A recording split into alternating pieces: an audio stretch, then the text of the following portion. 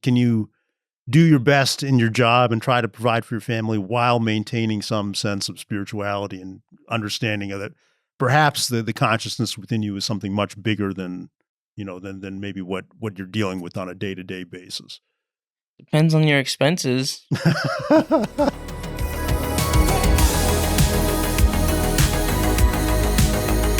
Welcome back to Chakra Free Radio. In today's episode, we're going to be talking about a topic that a lot of people may have on their mind, which is the salary they're earning. A lot of folks out there may be dissatisfied with the salary they're making, wish that they could be making more. I don't know, Ray. I mean, it seems like it's a common issue for a lot of people out there. Yeah, I mean, a lot of factors go into it. Yeah. Education, Opportunity, networking now. Yeah. I feel like networking is I feel like now you don't really need education. You just go into networking with people and get a little job off of that. Yeah. I wish education wasn't so fixated on so much. Yeah. Because I feel like experience is better than education. I think that's true. And I think employers at a certain point, they value the experience more than the education. But, starting out, I think it tends to be a big. Más o menos. Yeah. I mean, as an employer, I would be fixated more on experience. Right. Because you could read everything. I want to know what you actually do in the field. Yeah. You know what I mean? I want to know how you do under pressure. Yeah. Yeah. Yeah. But I think, we should acknowledge up front that for people, the salary they can make a huge difference in their life. Yeah. Right. I mean, you're talking about, quality of living, the experiences you're having, the amount of stress that's in your life. So it can really have a very, very big impact. Right. So we want to be upfront and acknowledge that it can be a tremendous source of stress for a lot of people out there. Yeah. And I think from our perspective, if you're out there and you want to improve yourself financially, we're with you 100%. We hope things get better. Of course. We also want to make a very loud and clear statement up front that in the ultimate analysis, these things may not matter as much as we think they do. Yeah, I mean, because at the end, we don't take none of that 401k that we were saving. That Roth IRA we were saving, those high yield savings accounts that we were building up, all those things, they might pass on to our beneficiaries, but they don't really they don't do nothing for us. Yeah, while we're dead. Once you're passed through, yeah. And so we're going to hit on this topic both from kind of the raw economic standpoint of it, and talk about some interesting aspects of how. The salary a person makes oftentimes has no bearing whatsoever on the real value of the job that they're doing. Yeah. So we see what somebody makes, and it may not at all reflect the true value that they're providing to society, based on their salary. So we want to establish that with some hard economic discussion. And then in the second half of the episode, we'll talk about some aspects of spirituality related to this. So we're going to go through some examples of jobs and how much they get paid. I'm kind of curious about Ray's reaction to some of these numbers. So specifically told me not to look at the numbers. Yeah. So first up, daycare worker. Any guess on average salary or average hourly compensation for a daycare worker? Like just a regular daycare worker. Yeah. Talking about the teacher or instructor, the whoever's watching the kids at the daycare center. 22? The stats say $18 an hour. This is not Mass though, right? Not Massachusetts. Not Mass. This is not Mass. This is just America. Yeah. Average in the U.S. Yeah. Okay. Yeah, it's probably a little higher in Massachusetts. I know a couple of daycare workers. They make 24. Yeah. Yeah. But this is across the U.S. And this is for all these numbers we're going to use are, U.S. averages. Okay. Right. Now, let's think about the impact that a daycare worker is having on the children in that center, right? Having a good daycare worker versus a not so great one. Think about all the downstream impacts in terms of the child's, ability to learn, ability to control their behavior. Mm-hmm. It's a potentially big impact, especially because you're involved with the child at a very young age and they have, decades and decades of life ahead of them. Right. So a really, really terrible daycare worker could really cause a lot of damage, and a really great one could, have a tremendous benefit. And yet they pretty much all get paid the same. Did your kids go to daycare? No, not my at all. wife was at home. Yeah. Yeah. Okay. When they were young. Yeah. Yeah. But I don't know about most people, but like all my nieces and like young cousins, like when my mom when my grandmother was like, she was able to do more things, she was the daycare worker. Right. You know what I mean? So like everybody like learned Spanish and like all that stuff went to her every morning and stuff like that. So that was cool. Yeah, which is unusual. I mean, it's rare for kids to have that. I'm pretty sure like most like Spanish households do that. I don't know. It's a good question, but I think it's true that this was kind of like, this is what families did before on an extended basis. Because grandma was always home, probably. Right. And I think a lot of that's broken down over time, which is, a shame. But you're right. The daycare workers do have like, it's like 2 lives for that kid at one point, for like what, ages 1 through 5? What do you mean? Like they go home with you. Right. And then they, you know what I mean, whatever habits they learn from there come home too. Yeah. You know what I mean, and vice versa. Maybe they're like, oh, they start to pick up like, oh, maybe I could do this in daycare. Like, right. They're just like a nuisance there. Right. But at home they all like cool. You know what I mean? Kids are smarter than they actually like, let on. Yeah. So. No, and you think about it, right? Like, especially for younger kids, say they're 2 or 3 years old. Okay, they come home, and a huge amount of the time that they're at home, they're sleeping. Right. So of their waking experience during that age, a huge percentage is occurring at the daycare center. Right. So again, like how big an impact can that worker have on that child? Right. It's a huge amount. And yet there's really not like some kind of mechanism to compensate them appropriately based on that. Okay. No. So next up, EMT. Emergency services, when you got to call 911 and you need somebody to show up. Ray, any guess on the average hourly compensation?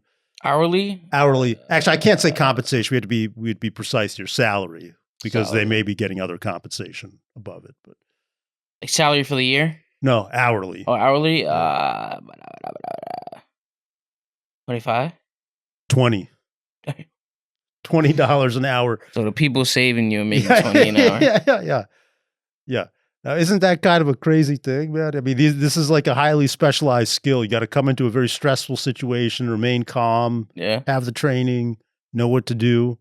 See blood. Yeah. And and I assume like most jobs, there's probably like a starting salary and goes up over time. But this is a critical job, and it gets paid $20 an hour. Mm-hmm. Okay. Now this one was eye opening for me. I actually looked this up a couple of years ago, and I was really surprised. Okay. Someone enlisted as a Marine. So what's their monthly compensation, or salary rather, again, because there's other fringe compensation for people in the Marines, but monthly compensation, monthly salary. 3.5 thousand. 2,000. So think about this. I'm a Marine. That's like 15 an hour, probably. Whatever it is. Yeah. It's probably less than that. Yeah. Now, I think they're given housing stipends and meal stipends and some other stuff that may kind of offset the balance. But these are people you're entrusting this safety of the country to. It's like 18, actually. Yeah. I mean, it's not for putting their lives on the line, all the potential long-term risks to them health-wise. And I mean, it's not a lot. Yeah. Right. And we got a lot of money for the defense budget for hardware and equipment, but they do get benefits after they leave, though. Yeah. They get some hefty checks. Yeah. Valid, but nonetheless, some VA checks be crazy. Yeah. Nonetheless, it's still not a lot. Yeah, right? No, it's not. Because they could be like sending money, home and stuff. Yeah. That's sick. Yeah. So again, these are critical services, EMTs and Marines, who help keep the society functioning, and they get paid not very much. Mm-hmm. One more here, firefighters. Any guess? Average, and we'll go with annual salary on this one. 70.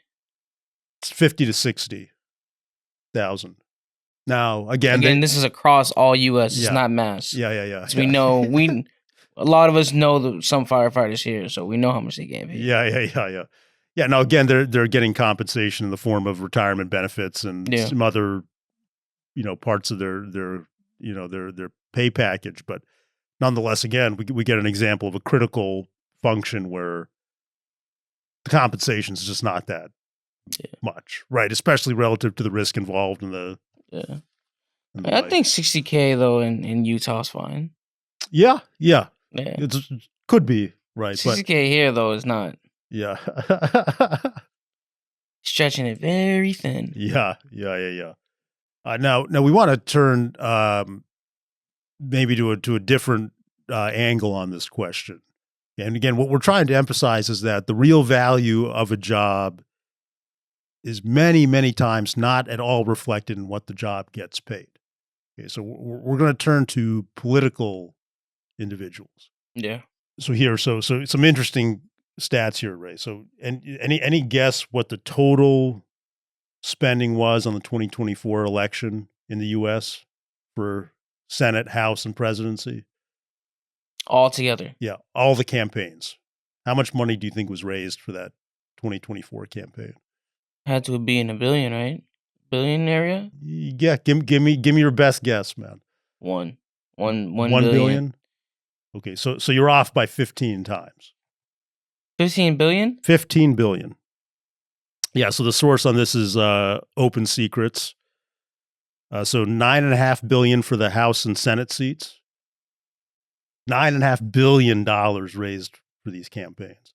And then another $5 billion for the presidency. There's a lot of House seats though, right? Yeah. It's like 60 something, right? No, 100 Senate seats, and then, I think whatever, House? 400. I forget the number off the top of my head. I think it's like 538 total. That kind of makes sense though. Okay. That is a lot of money though. But now, so. Wait, does that go to them or? No, that's like the spending on the campaign infrastructure, advertising, paying for, So that's our US dollars? Yes. Yeah. That's where our taxes go? Some of it, but a lot of it's, just raised from people, getting donations for their campaigns. Okay. So, now, so we got $15 billion to get them elected. Okay. What do you think the combined salary of all those government officials, all the senators, all the congressmen, and the president, how much do you think they make a year? All of them combined? Maybe like 500 mil? No, $100 million. Okay. So our entire federal government, okay, House, Senate, and presidency, okay, $100 million a year.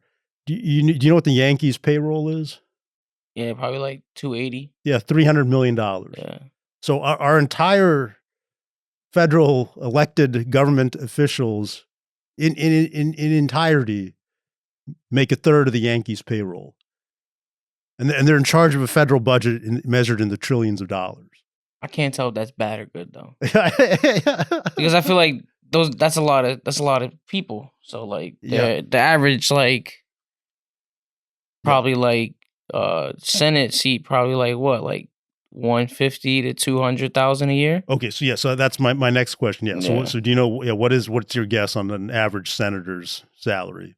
No, would have been that 150 to 200. Yeah, and you're dead on. It's actually 174. Yeah. Okay, so $174,000 a year, which is for most families in the U.S. that'd be a lot of money, right? Yeah. Now, I think it's important to remember they've got to maintain a separate household in D.C. and in their home state. Like it's actually, I don't think it's very high compensation for, the job involved. Now we're going to get into an interesting fact. So this job, right? $174,000 a year. Mm-hmm. Okay. What do you think the cost was for a contested Senate seat in terms of election spending? Like how much it costs for them to run? How much money was raised to win a competitive Senate seat? Probably like $100 million. Yeah, good guess, bud. Yeah. So I mean, you said $9 billion, so yeah. It's like 400 or 500 of them. So like, it has to be like yeah. So this is again the data source here is Open Secrets. The Ohio Senate seat, that campaign was $140 million. For Ohio. Yeah. Can't imagine what Mass is. Well, what Mass is different because it's not a competitive seat. It's almost always a democratically held seat, so they don't have to. They don't spend. It's when there's a lot of competition that. Okay, I see. Okay, and then Texas was the biggest number at $200 million. Yeah, they be fighting over there. Yeah. Okay, so again, we're talking about a senator making $170,000 roughly a year. Mm-hmm. Okay, and yet they're spending $200 million to win some of these seats. So if you take a senator's term of 6 years, it implies the real value of the job is more like $20 to $30 million a year. Damn. Right, and they get paid $174,000. Right. Some of these senators are crooked though. Yeah. Listen, I mean, they'll get their compensation somewhere or other. Yeah. But again, the point here is the senators paid X. Mm-hmm. Okay, but the real value you can tell based on how much money is spent on the campaign election. Yeah. So there's again. So imagine what you can do with that money as like feeding Americans, housing homeless people, fixing the roads and fixing the problems in the educational system. Yeah. Oh my God. Okay, so we got this is the last political one. Okay, so Supreme Court justice. How much do you think they make? They're like in between like president and like Senate, right? Yeah, and like hierarchy. Yeah, you could think of it that way. Like 250. Yeah, good guess. Yeah, 300,000 a year. Yeah. Okay, now the reality is that a lot of the money spent on Senate. Pretty good at this, huh? Yeah. A lot of the money spent on those Senate campaigns is in reality to try to control who's going on to those Supreme Court seats. Yeah. Right. So if you were to have an open auction for a Supreme Court seat, I mean, I think it would be valued in the billions of dollars. Yeah. I mean, I think the number has to start with a B. Yeah. Right. So again, you have this person making $300,000 a year, occupying a seat that's worth billions. Right. So there's no relationship between the salary and what the position is actually worth. That's just the powers that be, though. Yeah. That want to keep the infrastructure the way it is. Right. You know what I mean? Like a lot of those people. We could talk about it, but like. Yeah, I think let's move on from the political side of things. Okay, so now we're going to talk about a historical figure that's near and dear to my heart, Vincent Van Gogh. Okay, salary. How much he made? Yeah. Is there a statistic on this? I mean, you could say he made nothing. He died broke. Hold on, I gotta ask the whole backstory a little bit so I can get what year. This would be like I think around 1880, 1890. Money was nothing back then. No, money was still something. Come on. Okay, we're talking about a guy. Okay, obviously a highly unique, incredibly talented 100%. Individual. Who you don't see very often in this species. Okay. He was so poor that a lot of times he couldn't even afford paint and canvas. Yeah. Probably made like in his lifetime or like a year. Well, he didn't make an annual salary because he was an artist. Okay. I'm just saying he couldn't even sell his artwork. Yeah. Right? People thought it was like trash. They make Legos out of his artwork. Yeah. People, I have one at home. I have the Starry Night one. Oh, do you really? Yeah. That's funny, man. And I have, and I built the Great Wave one too. Okay, so let's some fun statistics here. Okay, last two major works of his sold at auction. Okay, One was in November of 2017, titled "Laborer in a Field." Any guess on the number? 50 mil. Good, close. 80 mil. Okay, and then just recently, November of 2025. Parisian Novels, another one of his works, okay, which was close to your number. This one went for 60 million. Okay. Now, we're talking about somebody who was kind of kicked around. Again, frequently couldn't afford to buy paint and canvas. Yeah. Okay. 150 years later, those works are going for, 50, 60, 70 mil a pop. Okay. So again, we can see Vincent Van Gogh. Okay. If you're someone out there and you feel like you're being underpaid, Vincent Van Gogh made nothing. Okay. So we're sympathetic. Okay. We're just trying to say that there are a lot of situations where somebody doesn't get paid for something and the real value of it's not determined until way later, Or until after they die. Until after they die. Yeah. Mm-hmm. Okay. So now this is kind of the last of the economic side of this. Okay. So we're going to go with Deshaun Watson. Man, stealing money. Cleveland Browns quarterback, much discussed in the media. Mm-hmm. Making, I don't know, like what, $60 million a year on average for that contract? Yeah, to sit out. Yeah, to sit out. Yeah, and he's had injuries. I'm sure he'd like to be playing if he could. Yeah, but the reality is that he's getting paid only because of the way that contract was structured. Yeah, if the contract had been structured in a slightly different way, he would have been cut by now. Yeah, a lot of it was guaranteed. Yeah. So they're stuck with it, right?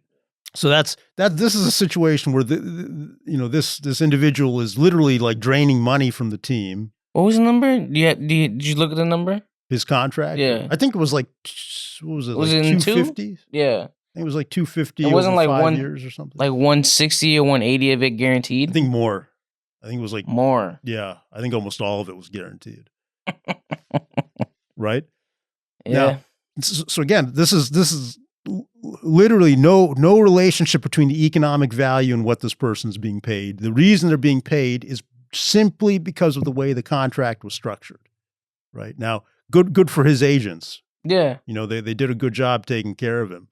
Okay, but again, we're just trying to establish this point that what a person gets paid and what they're worth has no like, in a lot of cases, it doesn't really mean anything. Mm-hmm. So I don't know, any counterpoints or anything you want to argue or? Well, I mean, Deshaun was being paid for what he looked like in Houston, so. Right. Yeah, but artistically, a lot of those people are, unfortunately, like after they die, is when people see the worth of something. You're talking about like Van Gogh or any or just anybody's artist. I know a couple artists that are like really have amazing work, but they're probably not gonna ever get the recognition they deserve. Right. So, right. That's just life. Take for music, when somebody dies, those artists, their streams go up, they skyrocket, and everybody's like, writing the RIP, like, oh my God, his music was so good. Yeah. But nobody really valued them when he was alive. Like, take Mac Miller. Right. A lot of people love Mac Miller's work, but he's getting like crazy streams now because people are going back and being like, oh my God, like this dude was actually pretty decent. You know what I mean? Yeah. Yeah, and there's a lot like let's take studio session musicians. Yeah. Some of whom have had huge contributions to world famous tracks, and they get paid like a couple of bucks. Mm-hmm. And so, thank you and move on. Mm-hmm. It sucks. Sometimes you think you're worth more. Yeah. But that's the way America is. That's the way America is. I'm pretty sure all of us would love to be paid $100K a year. Yeah. Yeah. Yeah. Unless you're a hedge fund manager, and then it would be torture. That's just the way America's built, though. Yeah. You can't give everybody a high salary. Yeah. Because then everything else is just gonna skyrocket. So yeah, it's true. Yeah. You know what I mean? Like you gotta Yeah. And that sucks. That's just the way that's the way that life is. But like, take a place like Dubai. They don't even have taxes in Dubai. Right. You know what I mean? There's a lot of extremely wealthy people there, and then there's a lot of people who are basically just like, in very, very difficult situations. Mm-hmm. There. So anyways, our message is: if you're out there and you're dissatisfied with your salary, we hope things get better for you.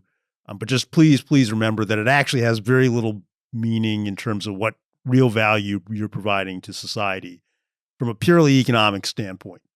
And there's a lot of situations where somebody does amazing work and they don't really get paid for it. So we hope, if you're out there and you're dissatisfied, we hope things get better, but please understand that there may be other things, kind of factoring into it. There's nothing really you can do except go back to school and try to fit into those brackets. Right. You know what I mean? So that's the really only way to advance or network. Yeah. To try to get to the next pedestal. But yeah, I mean, take a person like me, I didn't even finish school. Right. So I'm kind of I've been stuck at the average, whatever it is. Right. The average, U.S. salary. Yeah. Yeah. So I'm making what life is, about. Right. I'm just living a life, trying to be happy. Right. There's gonna be moments where you're sad. There's gonna be moments where you're mad, depressed, want more, and you're gonna have to fight for it. Right. Unfortunately. So. Right. All right. Well, we wanted to turn to the spiritual aspects of this, which I think there's some very, very important messages here that we want to get across. So number one, okay, well, and when we talk about spirituality, a lot of times there's a lot of woo woo, kind of, head in the sky kind of, mentality around it. We just want to look at this from a very, very hard level. Without the consciousness in you, you're just a meat puppet. Okay. Do you agree? Oh yeah. So basically, without your soul. Yes. Yeah. Agreed. Right. Yeah. We can use consciousness, soul. I want to use those as interchangeable terms for our purposes here. Okay. Agreed. Mm-hmm. Okay. In order to have the experience of having a salary, you must be conscious. Right. Yeah. Okay. So therefore, in a very real sense, everybody's consciousness is infinitely more valuable than the salary they make.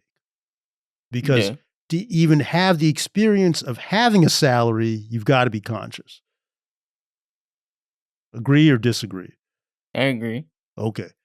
Right. So let's think about this. Okay. A lot of us in this world run around defining ourselves based on how much money we're making. Mm-hmm. Okay. How much the other person is making, how much I should be making because the other person is making more, right? In order to have any of those thoughts, you've got to be conscious. One cannot even have the experience of having a salary unless you're conscious. And so that's why I'm making this is a personal statement here. I'm saying in my worldview, the consciousness in every single human being is infinitely more valuable than their salary. Yeah. Because the salary is just a materialistic, inert thing. And unless the consciousness is there to experience it, it's a meaningless thing. So, but this is like how many people really, think like this? Yeah. Not too many. Yeah. Right. And I think this is part of the issue is that we have a society now where everybody defines themselves. Not everybody. I think there's a lot of sane people out there, but because unfortunately, as much as we love spiritual talk and all this stuff, unfortunately, spiritual talk doesn't pay the bills. Yes. Yeah. We can have these talks and all this stuff and think about it, but that ain't gonna pay the rent on the first. Yeah. So I think sometimes people have to push the spirituality and the happiness and all that. They push it aside. Yes. And they have to fight for that dollar bill. Right. So, right. And that's what sucks because we shouldn't have to live like that in worldview. You know what I mean? Right. So, but that's just the way it is. Yeah. And I think it's worth acknowledging. Okay, nearly every spiritual tradition has very, very, pretty serious warnings about the desire for wealth and the desire to acquire all these things, and we don't really talk about this dichotomy between the religions and spirituality telling us don't worry too much about it, and the day-to-day reality that we're all dealing with, which is that it's really hard to just live. Mm-hmm. So is there a path to reconcile the two? You know, this is to me, this is one of the big questions. Can you do your best in your job and try to provide for your family while maintaining some sense of spirituality and understanding of that perhaps the consciousness within you is something much bigger than, you know, than maybe what you're dealing with on a day-to-day basis? Depends on your expenses. You know, I mean, if you don't overly buy everything and just live off salary and, like, you know, providing for your family and food and giving them everything, I'm pretty sure that there's people out there that are like that and that are happy with life. I mean, I'm like in the middle ground of that. You know what I mean? Like, I want more money, but I'm also like, okay, I'm doing decent. I still have money in my savings and my 401k and all those things. Right. You know, but at the end, like you said, I can't take that. Yeah. That goes to somebody. Yeah, and I want to be, you know, open with our audience here. I mean, when I was a kid, especially, and it continued on into adulthood, I was a greedy little snot. Yeah. You know, I really was. I had all these things I wanted in life. Yeah. You know, and I had to have them, and if I didn't have them, it was like a crisis. Mm-hmm. You know, and I worked hard and whatever, but I think now with a little bit better understanding of kind of what these spiritual traditions were trying to point us to, I think I've come to understand that it was a very limited worldview. It was a very selfish worldview, right? Yeah. Because it wasn't about, oh, I'm just going to provide for my family. It was like I had to fulfill all these visions I had for the life that I deserved, that I was owed. Okay, and none of that is really true. Yeah. You know. So I don't think I deserve anything though. Right. Yeah. Yeah. I mean, I think I deserve to be happy. Right. Certain stuff like that, but like in terms of like money and everything, I think I picked the path myself. You know what I mean? Like, I can't be mad at anybody besides myself. Right. I'm the one that didn't go to college and all those things. Right. You know what I mean? I'm the one that did school the way I did school. You know? Yeah. So. You can only be mad at yourself if you put yourself in the circumstances. You know what I mean? So right. That's the way I look at things. Right. So yeah, I think this is actually an important point. Okay, well, for anyone who's dissatisfied out there, okay, I think you got to look at it from the standpoint of what you know, instead of being fatalistic about it and complaining about it, I think it's better to look at it on a hard basis and say, hey, why have I not achieved what I wanted to achieve, and what concrete steps can I take to move towards my goals? Yeah. You know, because I'm curious, like, have you ever spent a lot of time, like, blaming others for your problems? Or at first, when I was a kid, I used to. Right. This is why I didn't stay at this school, because I mean, I went to prep school, so like I blamed everybody else besides myself. Right. And I mean, and if I would have stayed there, I'd have been a snobby little asshole. I would have, because I was developing bad habits. Right. So if I would have stayed there the full 4 years, and you know, I probably would have went to college because it was a great school. So I would have got into college, and I probably would have been like a super dickhead. I'm not gonna lie to you. I'm not gonna lie. So I'm glad the way life turned out a little bit. You know, at least I know at the end of this that like I had a heart worth a little bit more than that, just money or whatever's in my pocket. Yeah. So. Yeah, and this is, you know, again, a theme that recurs on the show frequently. But you know, you live and you die. Yeah. Like this, you know, and you may be spending a lot of time thinking about your salary, but I would say just spend a little bit of time thinking about the fact that you're going to be dead, and that at some point the salary may not matter. In fact, it won't matter. So I don't know, too morbid. Usually I'm morbid. You just got morbid. But yeah, I mean. Like, all right, take this week, right? I had a dentist procedure, right? Did I want to spend the money on it? No. Right. Because it was a lot. But, you know, and then yesterday, I spent $100 on a shirt. Right. Because I was like, you know what? It's the start of the new year. I really want this shirt. Right. You know what I mean? I haven't bought myself anything in a long time. Right. Let me buy this shirt. Right. It happens. Yeah. Stuff happens. Yeah. Sometimes you want to feel good about yourself. As much as we talk about fashion, and I said I was never going to pay $100 for something. Right. But, sometimes you slip up and be like, I want to do this one thing for myself. Yeah. Am I going to wear that shirt a lot? I don't know. Probably not. So, who knows? Yeah. All right. Well, we're going to cross economics and spirituality here. So, this is, again, just something to think about. Okay. Yeah. Buddha. Annual salary. After enlightenment. 0. Yeah. Was it 0? Yeah. Yeah. I mean, he lived off of, he was essentially a wandering monk.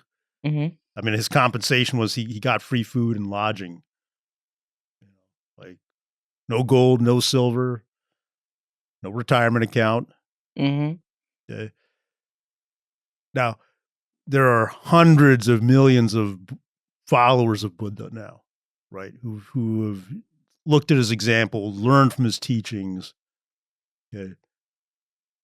I mean, can you put a price on that? Right? Nothing. No. Yeah, you cannot. Yeah, no. It's worth an infinite amount of money. Yeah. Right? And he got paid 0. Okay. Jesus, compensation, annual compensation. 0. Yeah. He got backstabbed. Yes. His non-cash compensation is that he got crucified. Now, there are, I think, north of 1 billion Christians practicing. Okay? Yeah. And aside from the outward, structure of Christianity, I mean, the power of his living example, okay, to love one another, mm-hmm. Without condition, infinite value. Okay, got paid nothing for it. Okay, did it because he thought it was the right thing to do. Yeah. Okay, so again, we started off this episode talking about how economically there's a lot of people who do things and they don't get compensated for it. Okay, Buddha and Jesus got paid nothing. Okay, I would argue the 2 most underpaid people in human history. Mm-hmm. So just some food for thought. I don't know. Life was different back then. Yeah. Unfortunately, we can't survive off of teachings. Yeah, I don't know.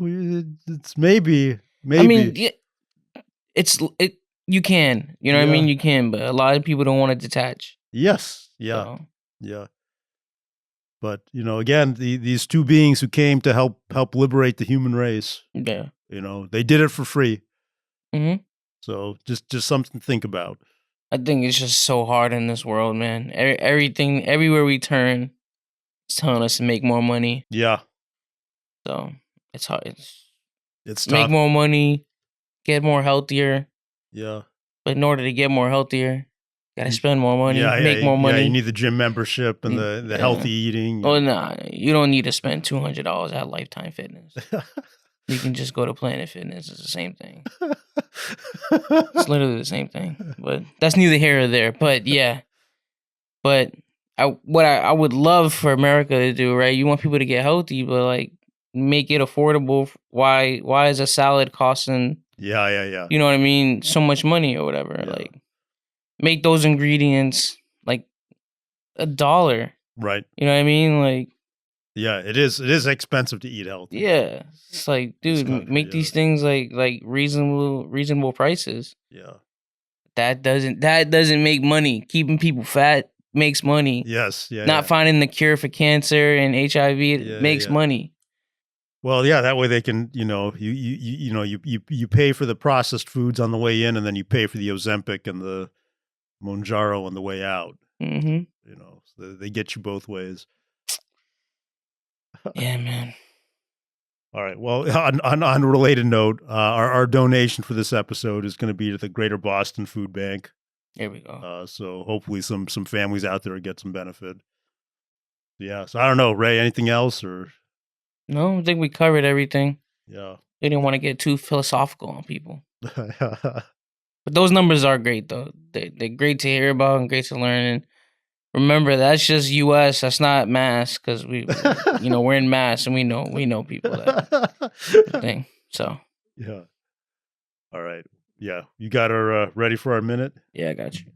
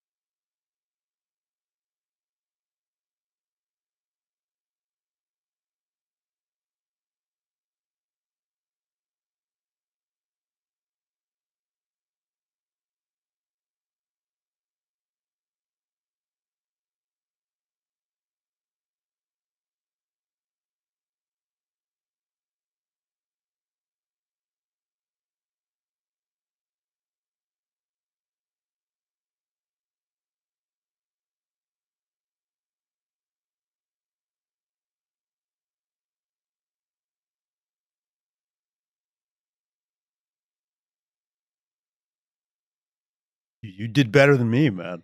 Yeah. Yeah. Going with our quote? Yeah. One day you got to get a quote in here. No. No, you just leave it to me. Yeah. Something simple. It's 4 letters. Water what waters you. That's great.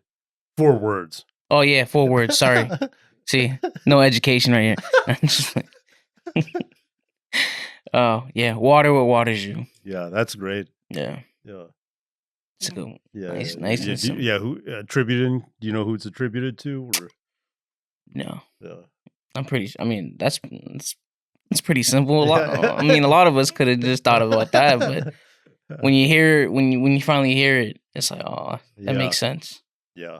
Well, we hope there's been something useful in this episode for the audience out there, and again, if you're dissatisfied with your salary, we hope things get better. But remember, it may not be as important in the grand scheme of things as maybe you're making it out. Mm-hmm. Until next time, this is Chakra Free Radio signing off.